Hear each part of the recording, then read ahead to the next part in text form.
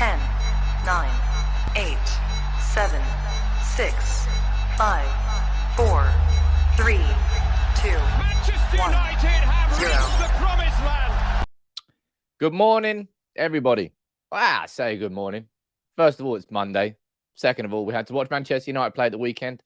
And it was as bad as I think we all felt it could be. And it was against Leicester. That 1-1 draw. As I said, if we had a 10% chance of getting into the top four after that game against Leicester, we can probably call it a 1% chance. And none of us were really surprised. Really, genuinely, not many of us were surprised. Today, I'm going to speak about the fallout to that game. You saw my match reaction, and plenty of you have obviously watched it and engaged in the comments. But we're here this morning to have a discussion and a live interaction. So you can let me know your thoughts after the Leicester game. You can let me know in the comments below. And also, as always, you let me know where you're watching from. I kind of came on here as a joker. Must have been like 2 months ago and said, "Oh, it's like the therapy room." But genuinely, I might as well rename this as like the Red Room or something like that, because that's kind of what it feels like when it comes to watching Manchester United on the pitch, and when it comes to watching Manchester United off the pitch, trying to get a new manager in. We're going to be speaking about Erik Ten Hag this morning. You might be surprised to hear. We're going to be speaking about Ralf Rangnick, his comments on Erik Ten Hag and his recommendations to Manchester United. And I'm going to touch on in this video. I'm going to do a more detailed video going out at lunchtime as well on his actual plan. He's just honestly, openly, just laid this plan out. Will Manchester United listen? Now, that's what we're going to debate in the comments. We're going to be speaking about, who else we've got? Gary Neville's reaction to the game, comments about Marcus Rashford. Before I do start completely, I was going to say this towards the end, though. I'm going to say this right at the start of the video. News came out yesterday. Louis van Gaal speaking in a Dutch television interview, revealing that he's actually currently undergoing treatment for prostate cancer. At the age of 70, Louis van Gaal has been keeping this behind closed doors, away from his players. He's currently the Netherlands manager. He's going to the World Cup with the Netherlands, and he's undergoing a treatment for an aggressive prostate cancer. So I want to sort of send my best to Louis van Gaal. I'm sure all of you will send your best to Louis van Gaal. As far as characters go, I'm not sure there's been a bigger character at Manchester United. Hilarious in plenty of ways. The football might have been dire, but what a bloke. And yeah, I send my full support to him, wishing the very best. Cancer really is a prick. It really is a prick. And I hope that he goes, I hope he can get the best recovery from that. I'm sure lots of you all agree with that in the comments. I've got Jonathan watching from Bodø in Norway. There's lots of you who joined in this morning. Apologies for not giving you too much of a shout out down there. But yeah, I wanted to say that about Louis van Gaal at the start. I think it's important to say something there. So I wish him the very, very best. But going back to the football, back to the conversations that we've been seemingly having for a long time, right? On the first Monday of the international break, news was revealed that Manchester United had interviewed Erik Ten Hag, and we got a bit excited. We all got excited. Of course we did. It's a manager that a lot of us, majority of us, want to see in the club. And since then, it's a kind of a drawn out process, which you would expect as Manchester United fans, right? And it's continuing. But what is the latest that we can talk about here about Ten Hag? Let me run through that with you this morning. Fabrizio Romano here saying that Ralf Rangnick has spoken very highly of Erik Ten Hag with Manchester United's board. He is helping in the process, and his opinion is absolutely positive on Ten Hag. Yes, please, Ralf. And I swear to God, man, I'm going to get into this in a bit more detail as the video progresses, but I swear if we don't listen to Ralf, and I'm not saying that just because I'm that way inclined to agree with him, because I do agree with him. And maybe that is part of the reason why I want Manchester United to listen to him. But he said that you bring someone in who's been there, done that, is sort of an experienced man inside the game. You have to listen to him. If you're going to bring him in a consultancy role, what's the point? What is the point? Gungshi down here in the comments saying, Sam, I'll be watching this lying down on the couch during this therapy session, if that's okay. What a dire period this is for United fans. It is. And the reason it feels probably more dire than previous, because we've up and down. Dire might be words. When it comes to Manchester United and the levels that Manchester United fans want to get towards, that's why this is dire. We're not that far off the top four technically. but it's not our ambition. Because our ambition is to win the Premier League again, everything we're seeing is dire. And we've gone through and spent so much money over the last few years that we're looking at this and going, wow, man, if we just spent this money correctly, it is incredible what we could have done in the last 8 years, because investment has not been the issue in the last 8 years or so. Over like 1.2 billion, something like that, spent on players. And we seem to be no closer as a consequence, because we're spending the money in the wrong way with the wrong people.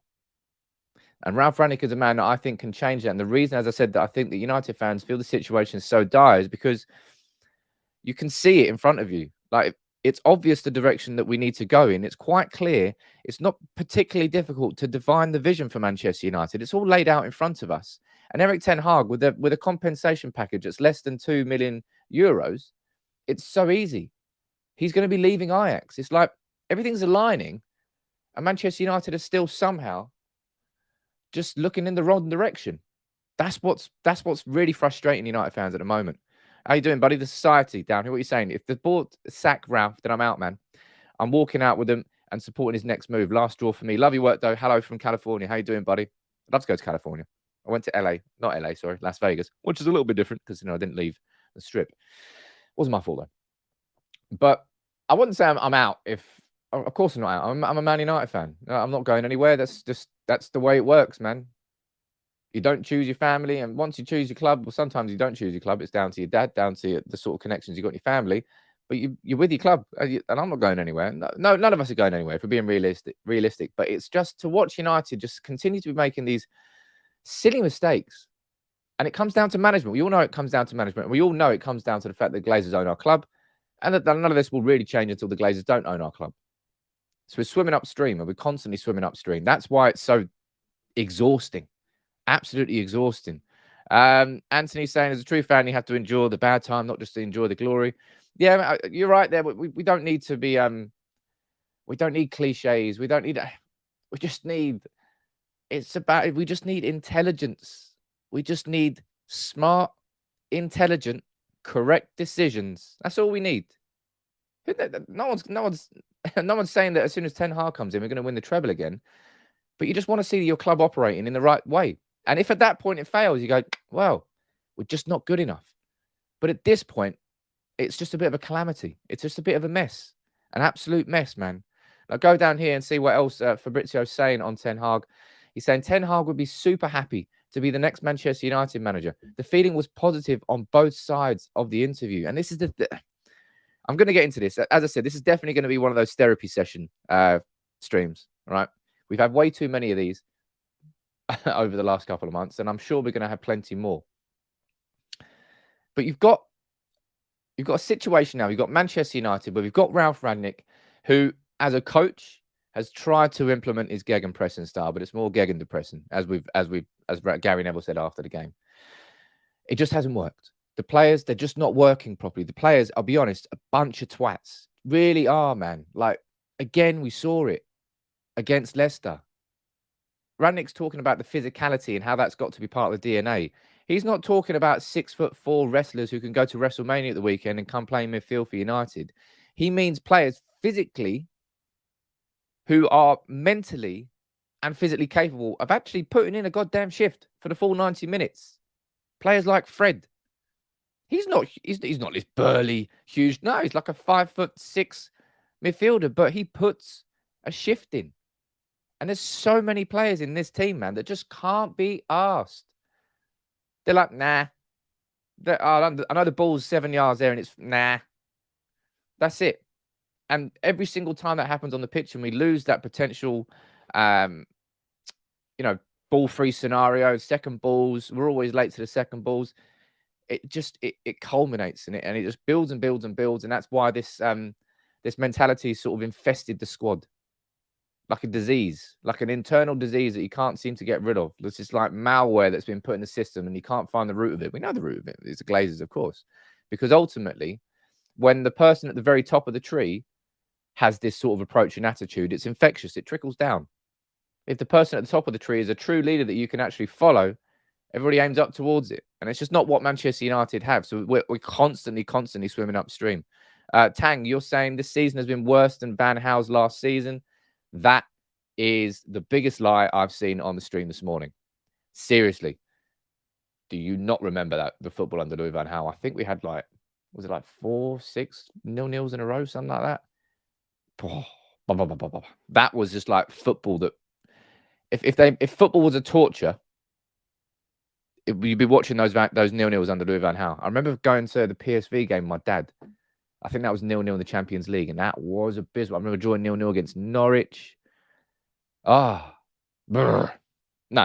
nothing's going to be worse than that, in my opinion, because football should be entertaining. Right now, it's definitely not entertaining in any way, shape, or form, but it's definitely not as bad as it was then. Now, going into a bit more detail about Ten Hag, we're seeing stories like this coming out at the moment now.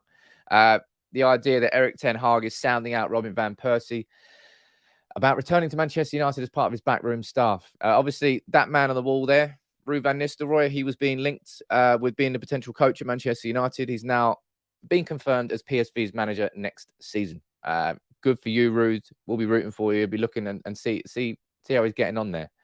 But yet, this is how sort of, not how far it's gone, but just the situation we're in at the moment now with Erik Ten Hag, that we're now seeing stories about the coaches that he's coming in. These started last week, remember? United need to just make a decision. At this point, right, it almost feels like this. Let me explain this to you, right? Because Ralf Rangnick, a fear that a lot of United fans had since day one of him coming in, was that Ralf was just going to be this puppet. Puppet's the wrong word, but just somebody who nobody really listened to, nobody really consulted inside Manchester United. Are the board really going to listen to Ralf? Are the board really going to delegate power away? That was the big thing that we all had fear. We all had a big fear of when Ed Woodward left and Richard Arnold came in. We're all like, it's probably just going to be Ed Woodward v2. And then we hear a lot of stories about the fact that Richard Arnold wants to delegate the footballing matters away from him so he can concentrate on being an actual CEO and looking at the overall operational running of the club, which is probably what he's going to be good at. Now we're hearing stories like this, right? So if we're looking at these two quotes here, this one first. Rangnick was this is before the game, 1st of April. I think it was just before the game. He was asked about Manchester United's managerial process, and he said this. He said, I don't know. I know they've spoken to some people, but so far we haven't spoken about the experience and the impressions that they have got from those meetings. So Ralf there sort of saying that he's kind of on the periphery, that Ralf's not particularly involved in the process, because when you hear something like that, then you hear something like this from Fabrizio Romano saying that he is helping in the process. Maybe there's some contradictions going on. And I suppose that's just the way it's going to go, right? Constant murmurs, whispers. At least we're not leaking team news anymore right now. I think the last few games, at least that's been nipped in the bud. But Ralf was asked about his own future after the game. He said, the picture for me is clear. Internally, we spoke about it, but there is nothing else I can say at this stage. At this moment in time, Ralf Rangnick doesn't know what his position at Manchester United is or means. Ralf Rangnick doesn't know what he's going to be doing at Manchester United next season. Ralf Rangnick, I suppose at this point, doesn't actually know whether he's going to be at Manchester United next season. And the only reason he took on this 6-month role was because of that.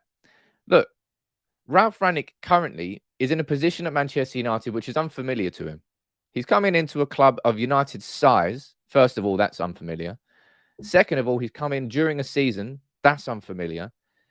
And he's trying to manage a bunch of superstars on paper and in terms of wages, and trying to sort of turn the fortunes around in a very short space of time to build the foundations for who's coming next. It's all unfamiliar to him. What he knows and what he is very good at and has an extremely good CV for is this consultancy role. As I said, he's built Hoffenheim into a Bundesliga regular club. He's built Leipzig into a Champions League competing club. And I'm no doubt that he was going to hopefully do the same thing at Lokomotiv Moscow. Then Manchester United came knocking and he goes, shit, I've got the opportunity to do that at United. Yes, please. And that's why he came. He did not come to the club to be our interim manager.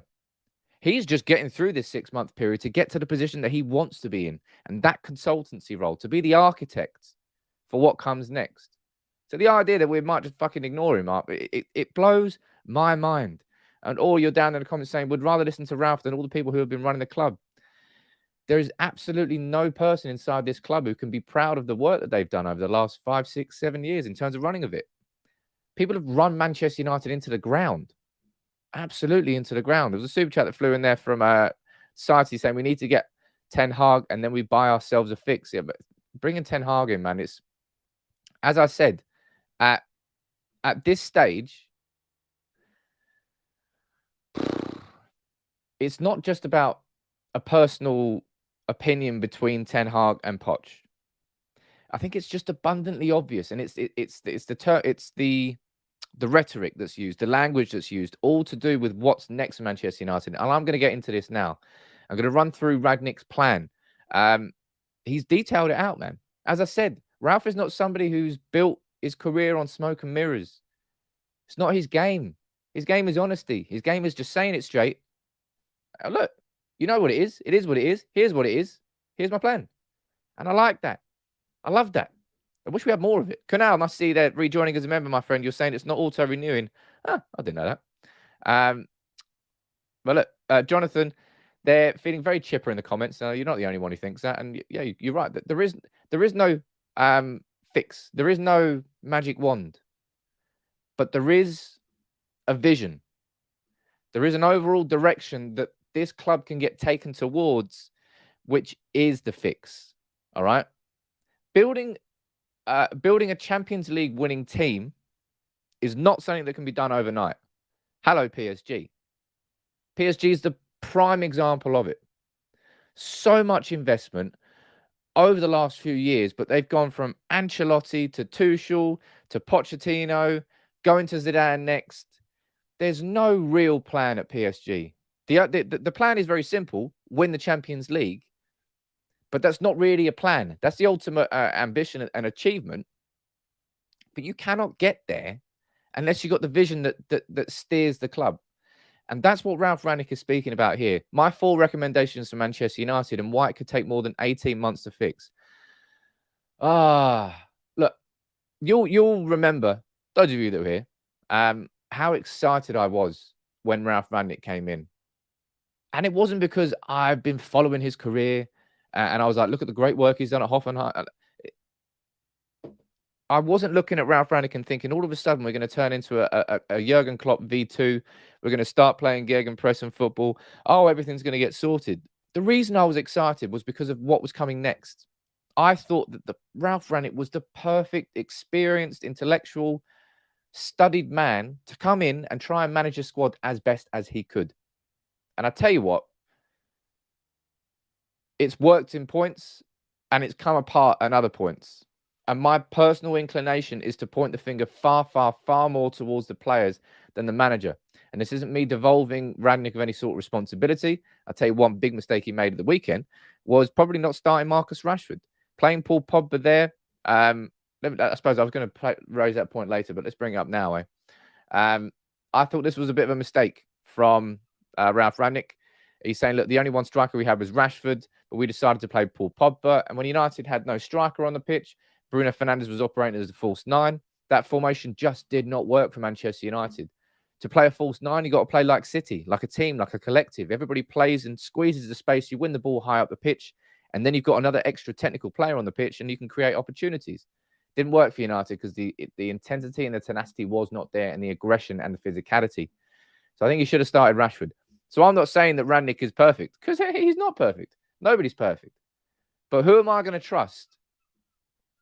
Who am I going to trust to sort of actually, it's if you're looking at the vision of what Manchester United has been behind the scenes, if we're going to create this sort of long-term plan that they clearly haven't had for a long time, but if they did have it, what would it be? It would just be just the cliches of Manchester United, the DNA. Yeah, we want United to play the United way. That's probably what the interview process was like. Mourinho, what's your style of play? Do you play the United way? Do you understand the DNA of United? That's basically all that Ed Woodward and anybody else asked any manager who came in. That's not a long-term vision. That's not a long-term plan. What Manchester United need to do is build towards an actual specific style of play. Whatever that may be, choose that style of play, build out a 5 to 10 year plan and say, right, we're going to get this manager in at this point. And I've spoken about this before in a lot of detail. I call it U-turns. If you're looking from Moyes to Van Gaal to Mourinho to Solskjaer to Rangnick, just a huge bunch of U-turns. Different managers with different managerial processes. And now that's all the same, but different football styles, all of them. What worked for Fergie to Moyes, meh. Let's not even talk about that. But then Moyes to Van Gaal. Van Gaal was like, right, okay, need to change a lot of this. And they brought in tons of players. But at that time, it was Ed Woodward making the decisions. He goes, no, this is the right sort of player that we need. Di Maria and Van Gaal. It's like the worst mix in the world. And then I saw that. Let's go and get Mourinho in. And then Mourinho comes in. Huge U-turn. No plan. Everything's thrown out the window to try and win it for Mourinho. Lo and behold, that didn't work. Well, obviously won a double in Europa League, but it didn't get us to where we want to be. Sod that hasn't gone to work. Let's bring in Solskjaer. He re-established certain foundations, but it never really got past the foundations point. That was all of our fears, and it was sort of proven correct. But to really move forward now, we've got to choose a style of play. You talk about the identity of Man United. Let's fucking make one. The identity under Fergie was 4-4-2 up until we switched to a 4-3-3. And then it kind of changed a little bit more towards the end. I can't remember what it fucking was towards the end, I'll be honest. I think it was more 4-4-2 again. But they had a style of play. City got a style of play. They have a manager in. And whoever comes in after Pep, they're not all of a sudden going to go to some sort of Mourinho manager. They're going to bring in somebody who can be a mini Pep. That would have been Ten Hag. It made it still... No, it won't be, obviously. And as I said, we're very lucky that City aren't going in. But we need that identity that comes through a playing style. And again, that's a major reason why I think Ten Hag ticks the box over Poch. I think Poch's philosophy is more built around human interaction, around relationships, and around building. Not a siege mentality, because that's a Mourinho style, but building, yeah, it's about the human connection of the team rather than a specific playing style. Out of possession, I think Poch's teams are more recognizable than they are in possession. Whereas Ten Hag, coming from the Ajax School of Academy, whatever, the Ajax school, the Ajax chain of thought. It's embedded in him. A certain specific style of football to play towards. It's like Barcelona, the tiki-taka, that style that they've now gone back towards with Xavi. It seems to be working brilliantly. Or down here, you're saying, I hate to use this example, but look at City. They're successful because they have a clear plan with the right people in the right roles, and it took time. It did take time. It takes time everywhere. Like football, and this is my huge gripe I have with a lot of football fans in general, modern football fans, and the impatience of it all. They want it right now. They want that title right now. And if not right now, next season, it has to happen next season. If it doesn't happen next season, sack everybody, get rid of all the players. Everything's wrong. Let's start again. That's not long-term planning. Football works in cycles. Manchester United went through our cycles. City have gone through their cycle, but because they've run it so well, they've sustained this cycle. They really, really have. Bear in mind that it was 2012 with that season with that goal from Aguero before, obviously, the season before Fergie retired and we won the title back. That was 9 to 10 years ago. Where is City now? They're still top of the league. They've created and sustained a period of success, which is pretty phenomenal. And it comes down to good long-term planning, buying correctly, building correctly. Everything that Manchester United have not done. All right? Like Sam Rawlinson, you can go in here and say Tuchel did it straight away. Anybody who wants to use Chelsea as an example, Sam, I think it's completely and utterly pointless. What happens at Chelsea and what works at Chelsea would not work or happen at any other Premier League club. End of story. That's the Chelsea model. It seems to work there, but no one else could. And it won't work now that Abramovich is gone. And they're not going to get an owner who does not give a fuck about how much everything costs, because profit is not his game, because he's just trying to wash money. Look, it did work with Tuchel. I'm not saying that we can't get a manager in now and expect immediate improvements, but it's not just about that. It's about the overall, the art, the overarching plan and the vision. I mean, Jesus. It's just frustrating, isn't it? It's just frustrating as a United fan. There's only so much you can say, so much you can do. And no doubt this will be a really quiet week on the channel. Not that many people getting involved because they're all just pissed off about what's going on. And up until the point where we get an announcement over a new manager, I suppose this is going to bubble up.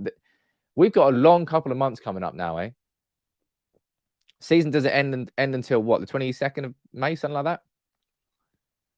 I don't know how things change. But look, I'm going to head into Ralf Rangnick's plan now, actually, because this is really the core of what I want to speak about this morning. So as always, please get involved in the channel. If you would consider, please drop a like on the video. It does help United People's TV. And I think we all need a bit of community this week because it's going to be a long old week. It's going to be a long old time. Let's run through this plan. As I said, this is Ralf Rangnick being extremely honest, and it's down. This is from James Ducker this morning from Telegraph, as always. So Rangnick has revealed his advice to the Old Trafford hierarchy, including improving the lack of physicality in the squad. We go down here. Ralf Rangnick has told Manchester United's board that it may take up to 3 windows to solve the club's crisis, but only if they recruit to a clear playing philosophy and address the glaring lack of physicality and aggression in the squad. United lost more ground, blah, blah, blah. Erik Ten Hag, who has a release clause of just over 1.7 million, sorry, is the current favourite to take over ahead of Poch. But look, what's your reaction to this paragraph here, right? What's your thoughts on that?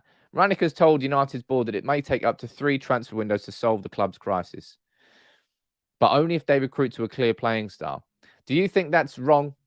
Do you think that it could take up to 3 transfer windows? Do you think it will take more than that? And if you're talking 3 transfer windows, I'm guessing you're talking summer, winter, summer, rather than 3 years. Do you think that he's right here? Do you think it will take that long? Jonathan down here, hey, look, this was a fear that everybody had at the start. It's a fear that everybody had, but I wasn't sort of as vocal about it. It was just that niggle at the back of your mind. You're like, you know, what if he isn't listened to? Then he will leave. Jonathan, you're completely right. He will leave. And you're saying Ralf is spot on there. Peter, you're agreeing with him. Sam, you're agreeing with him. Haven't heard what look, you're all down here in the comments. And every moderate, logical Manchester United fan at this point can see it. You can see it all in front of you. It's really not rocket science anymore. It's glaringly obvious. It's there right in front of you with like this beacon of an alarm of what needs to change and how it needs to change. Who you give the reins to is a different conversation. As I said, Ten Hag and Poch, there's a lot of positives to both of them, and it might just come down to an opinion, but it's that concept there, that one line there. Only if they recruit to a clear playing philosophy, which is, I think, where you get Ten Hag flying high above Pochettino, in my opinion anyway. It remains to be seen if Rangnick ends up fulfilling the consultancy role he has been promised from the summer. What that would entail if he does, and how it would work in relation to football director John Murtough's remit. So that one there is exactly what Jonathan's saying in the comments there. That fear that Ralf Rangnick is just simply not going to be listened to. The fear that Ralf Rangnick has been brought in on a 2.5-year contract, half of the year as an interim manager, laying the foundations for who comes in, and then 2 years as a consultancy, wiped out. But Ralf will walk away. Mate, Ralf walked away from what would have, maybe he would have walked away with everything that happened with Ukraine anyway, given that he was working with Lokomotiv Moscow. But Ralf came here to do a job. What is the fucking point in bringing somebody in if you're never prepared to let them do a job? Now, for those of you who have ever been lucky enough to run your own business, you'll know how difficult delegation is. I've run my own stuff for a long time now. And delegation is the single hardest thing to do. Because the concept of delegation, right, when you're running your own stuff is you do it all yourself and you're like, cool, wicked. But when it'll reach a point where you can't scale anymore unless you delegate some of that work to someone else, which frees up some of your time to go and do what you need to do to take it up there. Manchester United simply haven't been able to delegate those sort of footballing responsibilities away to other individuals, but it's not coming through like a lack of time or lack of ability to let go.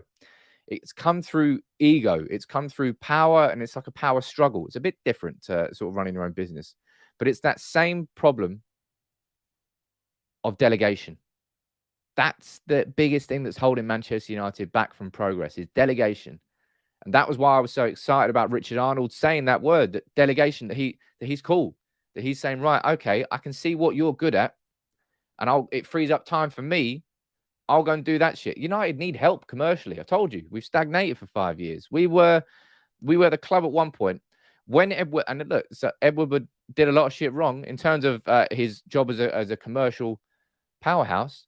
His decision to start bringing in regional sponsors and global sponsors made everybody else change in football. Now they all do it. United were there first with that. So Woodward did his job properly in that sense. But for Richard Arnold to do his job properly as a CEO, he's got to delegate. He's got to trust Ralf Rangnick. Genuinely, what is the fucking point in bringing him in the first place if you're just going to go, nah? It's just lip service to United fans. We used to just lip service from the Glazers. Just all it is. It's just pure lip service. You never actually get any real sustained change.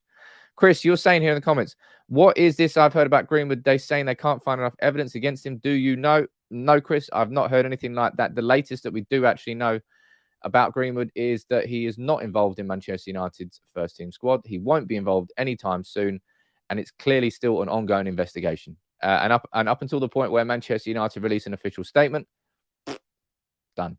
And in the comments here, you're saying Ralf has veiled digs at the Glazers in every interview. So he should, man. So he absolutely should. Fergie, when it comes to delegation, I wouldn't say Fergie was the best at delegating. Fergie had the ability to delegate training away from himself. That's why he always relied on the likes of Rennie Muhlenstein, Steve McLaren, Carlos Queiroz. He was good at delegating that football side of it. But apart from that, he fucking did not delegate. And that's the problem.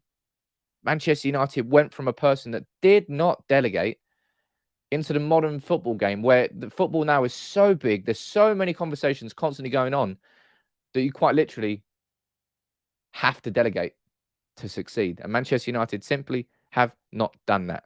I can see someone spamming a link on Facebook, so you're getting blocked. Bam. Look, as I said, as always, keep firing in your opinions and questions. Support the channel how you can. Yeah, we all need a bit of support now. Right, let's go down and read this plan. This is it here. I'm doing a separate video on this later on today. So if you don't have enough time today, make sure you check out that video. It'll be about a 10-minute video after this where I'll run through this plan in a bit more detail. But look, let's run through these one at a time.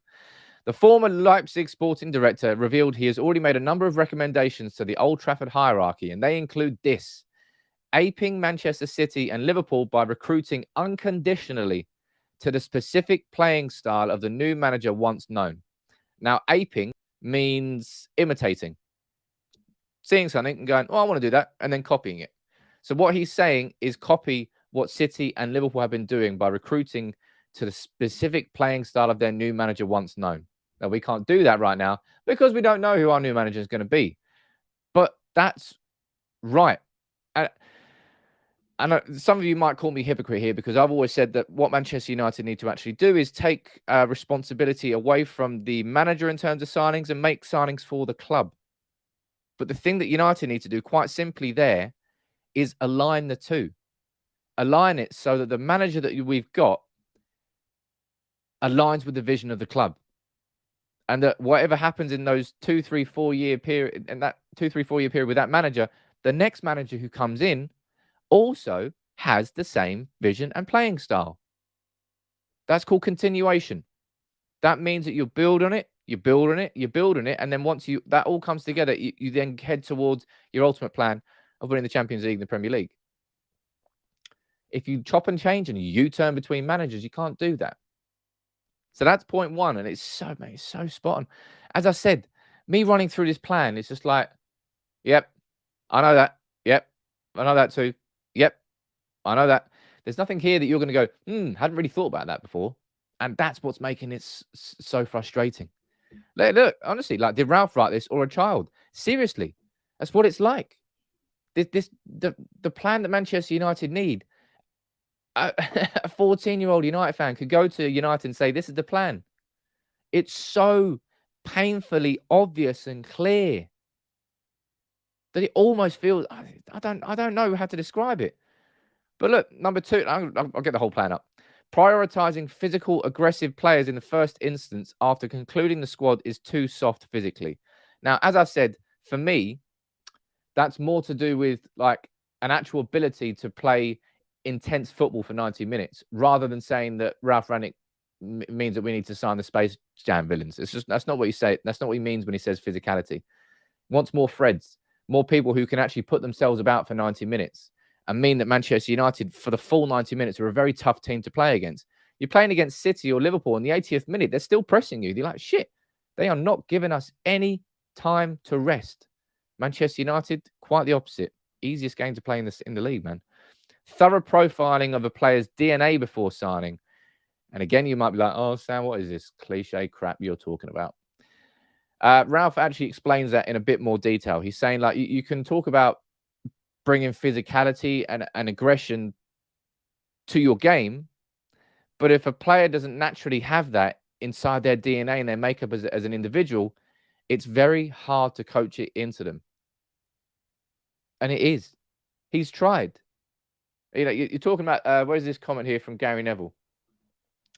Manchester United are not a pressing team. They're actually depressing when you watch them out of possession because they just walk around.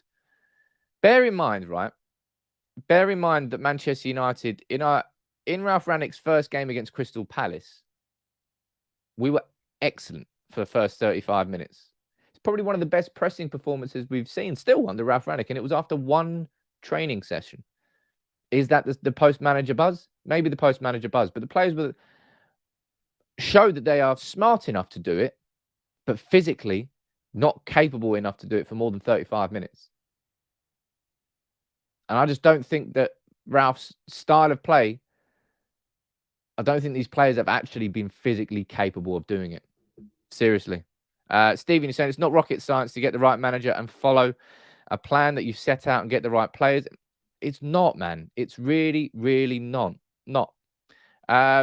Jonathan, you're saying it's no surprise Gary Neville is very vocal again. He's lost all patience and sick of these owners. A year later and still no fan communication. The Snakes would have taken us into Super League, and now they're talking about fixing the stadium. He is vocal again. And Gary Neville sort of explained how it's changed for him. And it's changed for him after the Super League. He was speaking, I think he was speaking at the overlap. I sort of touched on what he said about Ten Hag there, but the bigger conversation he was having about the Glazers and why he didn't speak about them before. He goes, look, we were winning. You know, I didn't have too much need to speak out about it. And even in the years after, he said we were still doing okay. But he said it was the Super League that changed his desire to be vocal about the Glazers, about how dangerous they are as owners, not only just for Manchester United, but for the Premier League in general. And that's why he switched his mind process. Ash, you're saying, I love Gary, but why doesn't he do something about it? Or is he too worried about losing his job with Sky? Sky aren't going to sack Gary Neville because he speaks out about Manchester United's owners. Sky will probably give Gary Neville a pay rise. Gary Neville's not worried about losing his job. Why is he not doing more? I'd love to have the opportunity to speak about him in that sense. There must be. He's doing more now, and this is the thing. I keep saying, man. I don't know why. Maybe it's just the culture and just the way that society's gone. But now that Gary Neville's speaking up, there's quite a few United fans who are more pissed off at him.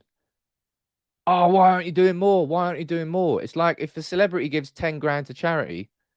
Oh, why didn't you give 100 grand? Why didn't you give $1 million? It's like they just fucking gave 10 grand to charity. Why are you having a go at that person? Have a go at the other people who are doing absolutely sweet FA. So Gary Neville right now, yeah, he could have spoken up earlier. Absolutely. He should have spoken up earlier. But he's speaking up now. And therefore, I like what Gary Neville's doing right now.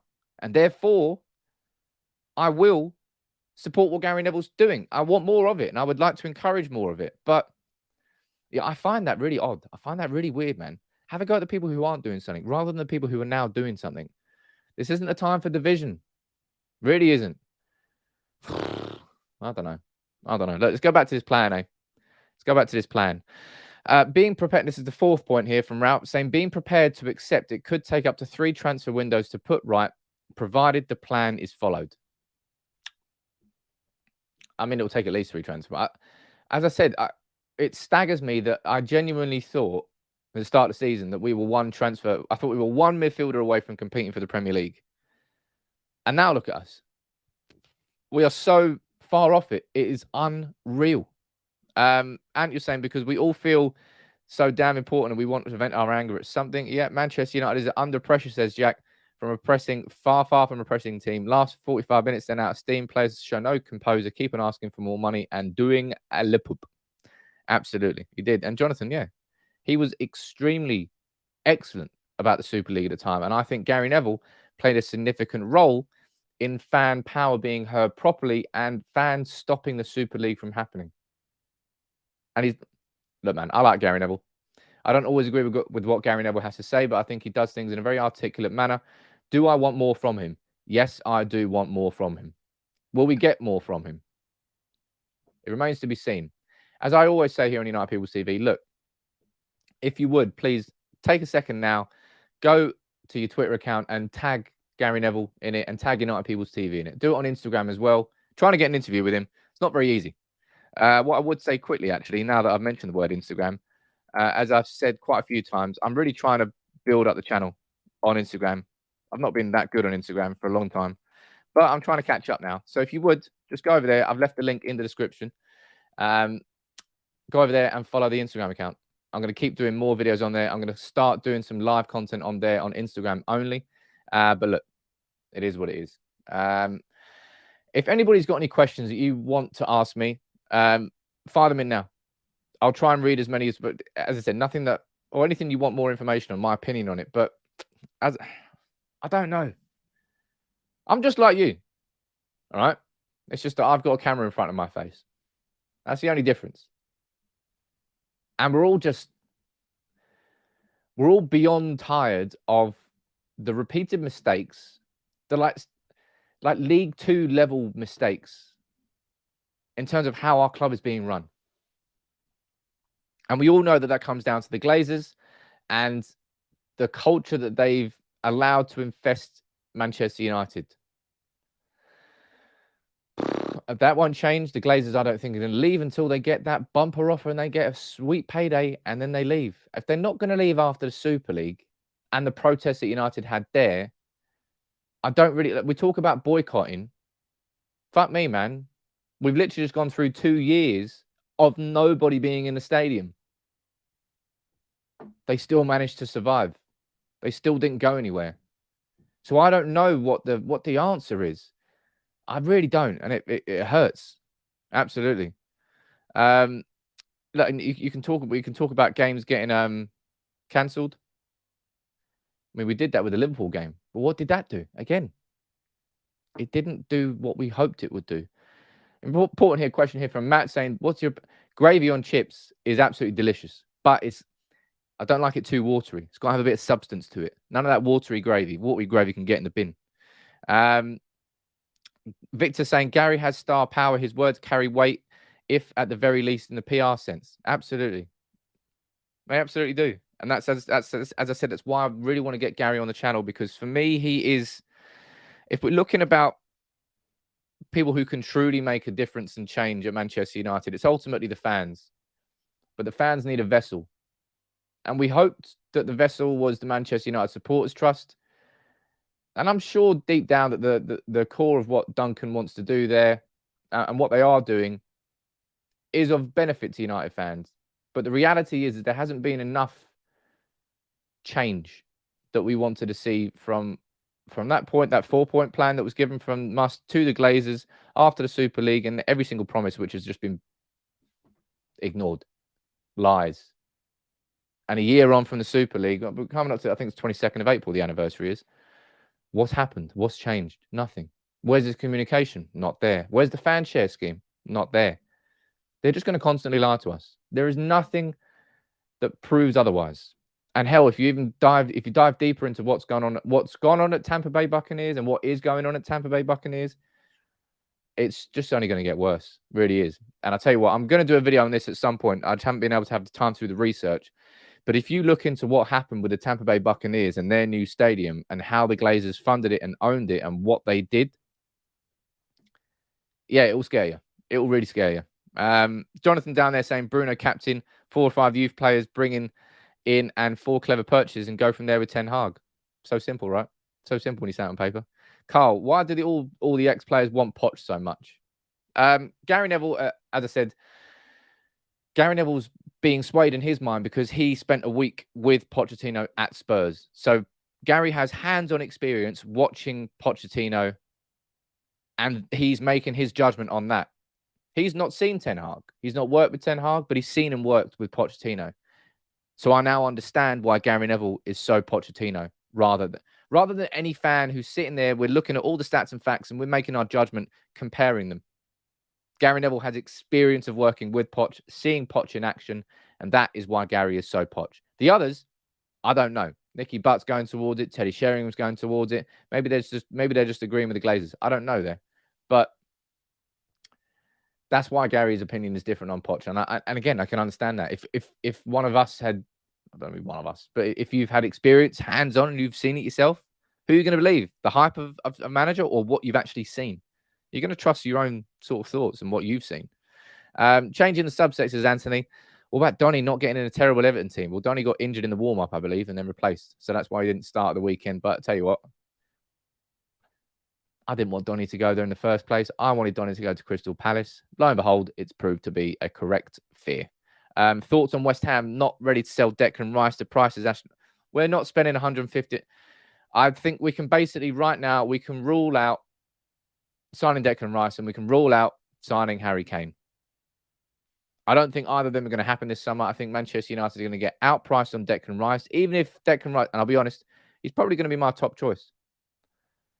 Even if I don't think we're going to be able to afford him and do what else we need to do. Harry Kane, I think he'll be too expensive, and I just think it's the type of signing that Manchester United need to move away from. The Galactico thing did not work, and Harry Kane would probably work, right? I think it would definitely work. If you're looking at guaranteed goals, you're looking at the Premier League's highest, Premier League's best striker, who has been the Premier League's best striker overall for the last 7 years. 6 years. But I don't think we'll be able to afford Harry Kane and do what else we need to do in this summer transfer window. On paper, we should be able to. Get rid of Cavani, Pogba, Lingard. Immediately like $500,000 on wages there. Get rid of Mata. Get rid of Jones. Jeez, it's easy. So simple. But hell, we can't do anything properly or simply at Manchester United. That's the way it goes. A lot of you are asking down here in the comments about where I think Manchester United will finish this season. I think we'll probably finish, I think 6th. 5th or 6th. I don't know which one. I'll be honest, it doesn't fucking matter which one. But we're not getting top 4. Absolutely not getting top 4. We won't. No, we're going to finish 6th or 7th. Sorry, I forgot about that. Spurs and Arsenal, they're going to be going toe-to-toe for that top 4 position. And whoever doesn't get it will get that 5th spot. So we're going to be 6th or 7th. What a season, eh? What a season. William saying, can I get a shout out, see if my comments are being read? They are, mate. Watching from Palace Green? Palace Green? I think it's Palace Green. More comments and more questions here coming in. Let's have a look. Let's read some more of these out. I would take Kane all day long, but 120 million, we can't. We won't. Who watches Ten Hag? Who watches Dutch League on a regular basis? I would like their view of Hag. I don't know, so I don't know him at all, says Peter. Peter, what I'm going to be doing at some point is I'm going to hopefully be interviewing a Dutch journalist on Ten Hag. I'm still trying to get a link to that. And also trying to speak to an Ajax fan. Somebody who's really watched him in action over the last few years. Look, if anybody has any recommendations, please reach out to me. Because I'm just so busy, it's very hard for me to then spend time researching and emailing people and trying to get interviews on. I'm trying to bring someone on who can help with that. If you want to help with that, you think you're good and you can do it professionally, drop me a DM. As I said, my DMs are always open on Twitter and Instagram as well. I'd love to get more of you involved in the channel. Maybe this is one way you can do it. But Manchester United, let's do a quick recap at the end for those who, if you have just joined in, please consider dropping a like on the video and subscribe to United People TV. I might rename to the Red Room, the Red Therapy Room. I might get some glasses on, put a little cravat on. Get one of those like chaise longues. I might just lie on the sofa and just do the podcast from over there. But look, this is the latest on Ten Hag. So Rangnick has spoke very highly of Ten Hag. He's helping in the process, and his opinion is absolutely positive on him. We're just going a little bit more detail. Fabrizio saying that Ten Hag would be very happy to join United. He really would be extremely happy to join Manchester United. Ten Hag would be happy to join United. The fans would be happy if Ten Hag joined United. It would be the right move if Ten Hag joined Manchester United. Everything's positive about Ten Hag joining Manchester United, apart from right now, the fact that he isn't joining. Will that change? Let's find out. According to reports last week, we won't hear anything official until the end of the season.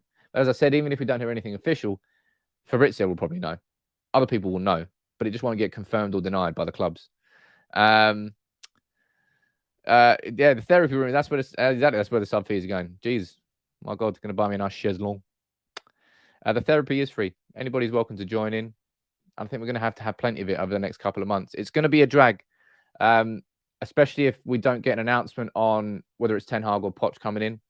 As I said, I think we'll probably get like an unofficial announcement from Fabrizio and from all the established journalists. But we waited 18 days for that game against Leicester, and it was, I think, as bad as we felt it could have been, really. No, that's a lie. We could have lost, but it was just another game like that. And if there was like a little slim hope that you might have got into the top 4 this season, I think it's disappeared with that draw against Leicester. And now we've got, who is it, Norwich? No, we've got Everton away on Saturday. We've seen how shit Everton are. Guarantee you Everton get, my prediction is definitely a draw in that game, if not an Everton win. Just the way we're playing. That's the only thing that Everton have got right now is a bit of intensity. Or maybe they don't, actually. Jeez, I need to speak to guys at Toffee TV, see how they're getting on. But look, thank you very much for joining in this morning. I wouldn't say it was the most enjoyable stream, but these conversations have to be had, and we will have them here on United People's TV as always. So please, if you would consider subscribing, dropping a like on the video if you're new in town. I'll be here tomorrow at 9:30 for the next installment of the therapy sessions.